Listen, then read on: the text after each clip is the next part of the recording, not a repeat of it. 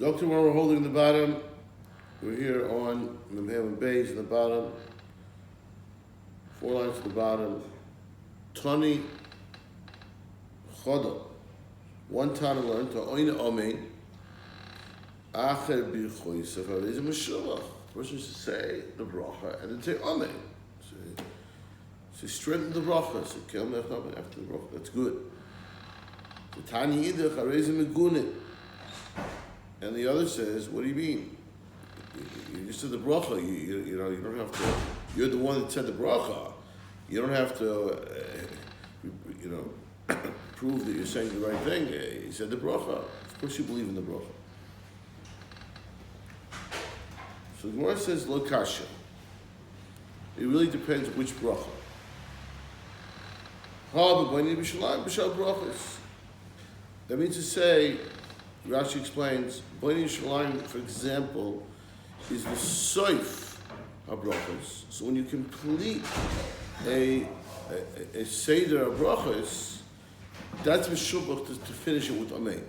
Finish all these brachos, and kind of like go back on all the brachos. It's not like I'm going back to everything. Say amen. That's meshubach. Whereas other brachos, a regular bracha, no, it's unnecessary. Say amen.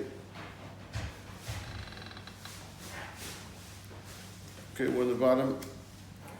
Amud Beis. We just said the shaila we're talking about here, whether when you finish a bracha, and there's obviously when someone says a bracha, we're supposed to say amen. The person listening to the bracha says amen. So what it says over here is we're talking here whether or not the person who made the bracha should be saying amen after the bracha. So when you finish a round of brachos, b'nei Yerushalayim, which is the completion of, which is the deraisa completion, remember, of benching, and then we'll see.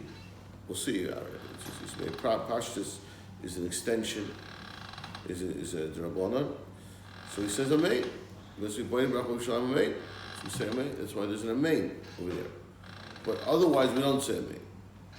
Abaye, in fact, only when he finished b'nei Yerushalayim, he was very particular to only b'koila. He would say answer amen b'koil loudly. For a halachic reason, he wanted to lishmu poilim lakumu, that they made to other rights. And he goes like this. We had this before in the Gemara.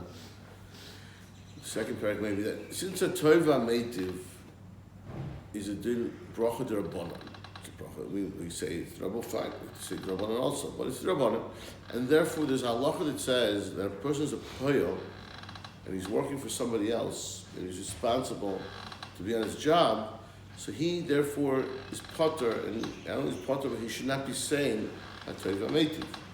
So in order to remind people this, so Abaye demonstrated that the benching really ends with b'nei Yerushalayim because he said amen after b'nei Yerushalayim. That's what he did. But Rashi actually also assumed, made the same assumption, but practically he dealt with it differently. He applied it differently. He was only like lechisha. He definitely said it very quietly, domain. He didn't want to show everybody, this is benching. It's not really benching. What do you mean? It's also part of benching. It's not part of, you don't have mizalzel. Okay, the story goes as follows. Reb Zera was cholesh. Reb Zera was very weak. He was not well. Olagabi Rabbi Avoyu, and Rabbi Avoyu came to visit him. Kibul aleh, and when he saw how weak he was, he accepted upon himself that imitpach katina, if Reb Zera will recover, and then he had a nickname for him. They called him Katina. He was small. Chorich Shuki. He has burnt thighs. Why do you call him that? Rashi explained that he would put himself in a fire sometimes to make sure that the Gehenim, the Eish Gehenim won't be shoyed on him. So that was what they called him. Okay. Avinu Yomi Tova Rabba. If you'll make it better, I accept upon myself to make a Yom Tov, to make a meal, a special meal, Yom Tov meal for all the Rabbanan. In fact, Itbach, and because he recovered Ovet Sudas, the Kula Rabbanan, and the story of the meal goes as follows. Kimatu the Mishkan, came time to do a moitzi. So they gave up bread, and he brought the bread, and Amalei Reb Zera, this is the Mar. What are you with cutting the bread, making that moitzi, and giving out the bread? So Reb Zera refused. He said, Amalei lo savul and Mar lo hadam yechadam v'labayis b'tzeh. The rule is, and this is in fact the rule of Alabayis is the one that should cut the bread. You give it up. So why could Alabayis should give up Ayin Yofeh? So it's his bread, so he can be generous. Okay, so fine, can't do it. That's Kimatu Bruchi. Now came time for benching. Amalei Nevarech Lemar. So he said, I want to honor you to do the benching. Amalei L'Sav Lemar L'Ravuna D'Min Bavel D'Mabitzeya Mevarech. The one who cut the bread, he started to say everyone, so he should also do the benching. So that was Reb Zera's opinion. Now, Iyu Keman's feeling, but Rabbi Avoyu didn't agree with that. He had like Rabbi Yechanan. It says that we show him Shimon and Yocham, Shimon Chayim. But Abayis B'Tzeya, it's true. The Baal Bayis B'Tzeya, Ayin Yofeh, we'll see in a minute. V'Ireach Mevorech, and the Ireach is Mevorech. And the more explains why Baal Bayis B'Tzeya Kadesh Yivtze B'Ayin Yofeh. The Baal Bayis could be generous. It's his bread, so give out a lot. Ireach Mevorech, Kadesh Yevorech Li Baal Bayis. Since he's benching, he has a koyach to give a bracha to the Baal Bayis, and should take advantage of that. That's why we should dafka let the reach bench, so he can give the bracha. What's in Mevorech? Yiratzon she'yov, like we say, this is the Yiratzon we say, the Birkas Baal Bayis, we say when we bench to the, this is the bracha we give the host. Yiratzon she'yevish Baal Bayis bo'il mazeh, should become embarrassed. We should be embarrassed in the Lodam Haba. Rabbi Moisef Dvorim. V'yitzlach moed b'chol nechotz. We should succeed here in the chotz of the chesenu v'slachim k'rev l'yir. So this is a bracha that is everything should be close. We should be able to be on top of it. V'yishloi soter loy b'masi yodam b'masi yadeinu. V'yizdake loy the fun of lo lefanenu. Shum dvar hiru chet should have nisayin of a chet of hiru chet. So in other words, that's as follows. We know what we say. We say, Nivarech Shechanu Mishaloi. Right? That's what we say. We say, Baruch Shechanu Mishaloi. That's basically the Zimun. Then we continue, we say the benching, we say the first bracha. Now the shaila is, it's unclear to Chazal. How do we view it? Do we view it, the Zimun is to Bevarach Hashem. So therefore we're going to see, it's very possible that the first bracha of benching, we say Nevarach. We say, so where were we Mevarach Hashem? We said, let us bless Hashem, Nevarach Shechanu Mishaloi. So how do we do that? In benching, we said the first bracha. Hazan is Ha'ila. Hazan is Hakaya. We say that bracha. That bracha is the Nevarach Shechanu Mishaloi. It's part of the concept of Zimun. So we're going to see an argument on that. That's really the argument here. How do we view, is that part of the Zimun or not? So on Heichem Birchim, we'll see there's going to be a big difference. On Heichem Birchim is Zimun. So if Nachman says, I Nevarach, no. He says, the Zimun is, you say, beside the Vareh, you say, Baruch Shechanu Mishaloi. There's a Nevarach Shechanu Mishaloi. And Baruch Shechanu Mishaloi, I Nevarach Shechanu Mishaloi, that is Zimun. It means we make a statement that says we're coming together to bless Hashem. That's Zimun. And benching is benching. What we call benching. That's how we kind of view it, actually, practically in our halacha. If Sheshes disagrees, Sheshes is a different concept, which we don't we don't see this because we don't do this at all. Sheshes says Arazon. Sheshes says that no, the first bracha Hazan, so that's is part of Zimun. Okay, and the Gemara is going to show now that it's in Machlokes Tanoim, and we'll see what the nafkamina is. What do I care if it's Zimun, it's benching, right? We'll see. It makes a difference. So then we get to know. Tani Chada, one says you make. Well, I'll tell you what the nafkamina. The nafkamina is very simple. According to Rashi, is that means if there's no Zimun, you would skip the first bracha. That's a very interesting thing. It's against what we obviously do and assume. But Rav Sheshes says a chiddush. He said no. So you're making a mistake. Hazan, so that's not part of benching. That's part of Zimun. Okay, so we'll see that here in the Machlokes tonight. Let us suggest it's a Tanoim.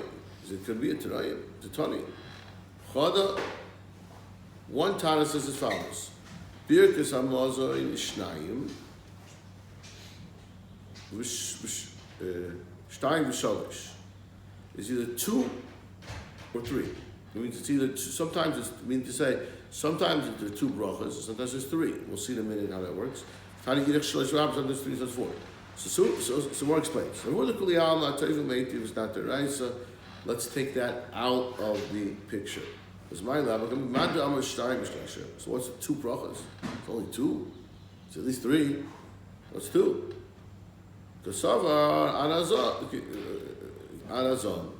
He says Zimun is Arazon. So therefore, if there's Zimun, so you say Nevarech, and then you say Azon, that's 1. And then you also Mosek, and then Bnei Yerushalayim, so it's 3.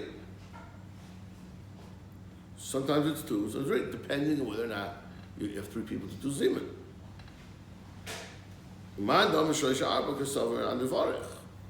And he says, no, that Zimun is on Nevarech. Okay, that's Zimun. And then, so that's 1. And Azan is 2. And 3, 4. That's what Zimun. And without Zimun, okay, you still do Azan. You still do first 3 brachas.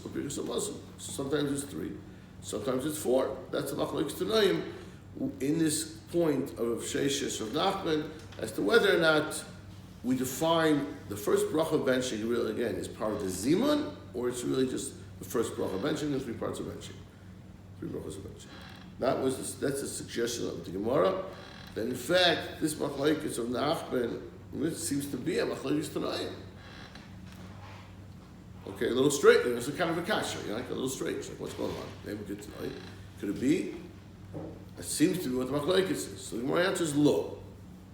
Each Tana, each Amoira is going to have his own approach to these brises that fits in with his shita across the board. And the Gemara explains. Rav Nachman tells the time. Again, Rav Nachman says, like we would assume, that the Zimun is when you say the first part of benching, the Zimun, the Varech, Shachan Mishalah. And as long as it goes benching. So how is he to explain? Tekuli Alma and the Varech. That makes sense. So that means benching itself is 3 or 4, whether or not there's Zimun. But where you get down to 2 or 3, so he has to take a very ukimta. He has to learn some a very specific case over here. He's talking about, we mentioned it just a minute ago on Amud Beis. He's talking about birkas hapoyalim. And we said before, birkas hapoyalim, so besides the fact they don't say tozim meitiv, there's another kula that the poyalim do.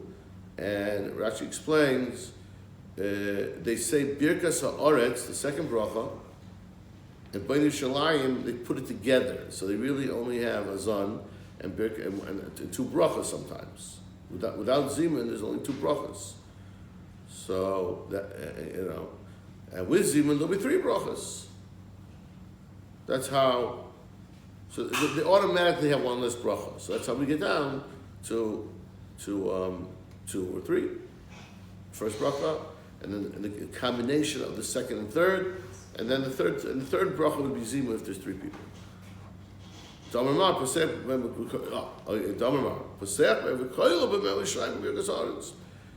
Pesach with think it's a zon. You posech with a zon. Kitikuna.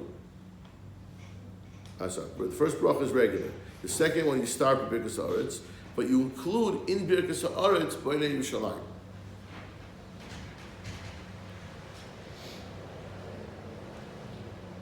Of Sheishis Mitar Tzutayim. To Kuli Alma Arazon.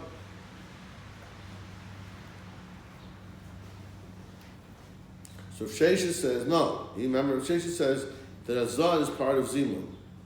So everyone says that. That's part of Zimun. So Ma'adam Shtam Shal very good. Again, forget this Birkas Poil thing. So 2 or 3 makes sense. It's either with Zimun is 1 and then the next 2 brachas, 2 or 3. So or no Zimun is only 2 brachas. Shopper. Remember, he takes out the first bracha. That's part of Zimun. U'ma'adam Shalosh V'arba. That's the different reason that Tova Meitiv Deraisa. You're adding a Tova Meitiv. Okay, we'll see a little more here. Amar Rabbi Yosef, Teda, I'll prove to you that a Tova Meitiv is not Deraisa. Why is it not Deraisa? Because as we said before, the story to Abaye. Shapoilim Oikim Leisa. Poilim don't say a Tova Meitiv. Why not? How do you not say it? It's Deraisa. It's not Deraisa. And the Rabbanim were not obligated Pauline, they're not obligated Pauline to say it. I'll show you something interesting, right? If you ever know, right? If you don't pay attention, it's a different type of bracha, right? It's Pesach B'Baruch, but it's not Pesach B'Baruch. Kitzani, called Brachos Kulam Pesach B'Baruch. Pesach B'Baruch. Usually a bracha is Pesach B'Baruch, v'Chosem B'Baruch. Chutz b'Birkas HaPeiros, it's short brachas are not Chosem. U'Birkas HaSmuch L'Chaverta, U'Baruch HaChoyin Yesh Mish Pesach B'Baruch. Chosem. Now, usually a bracha which follows another bracha is also not Pesach B'Baruch. So there's a question here, why do you start with a Baruch after Bnei Yerushalayim? Rabbi Yosef Meitiv starts with the Baruch. Right? So why does it have that Baruch? So Teretz is, not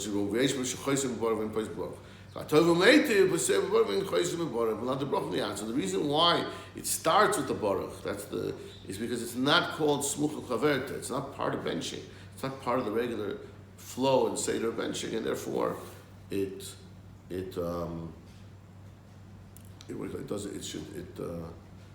starts with its own Baruch. Okay, we'll stop here.